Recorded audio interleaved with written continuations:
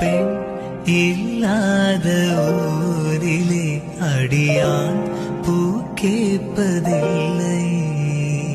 பெண் இல்லாத ஊரிலே கொடிதான் பூ பூப்பதில்லை.